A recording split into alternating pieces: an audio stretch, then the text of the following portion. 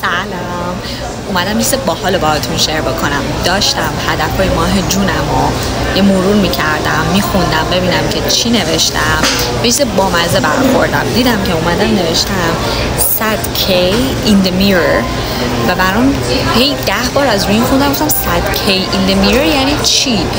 بعد هی خوندم گفتم چرا نوشتم $100,000 in the mirror واقعا. و بعد یهو دیدم نوشتم look in the mirror و بعد برام داشتم فکر میکردم وقتی میگیم که فوکستون هر جا باشه همون اتفاقا رو میبینید، همون اتفاقا براتون پیش میاد. دقیقا همینه. وقتی که تمرکزتون روی دستاوردهای بزرگه، اتوماتیکلی چشمتون دستاوردهای بزرگ رو میبینید. وقتی که به چیزهای کوچولو فکر میکنین، یعنی کلا هر جا تمرکزتون رو بذارین همون چیز رو توی زندگیتون، توی دیتیل، توی همه چیز شروع میکنین به دیدن.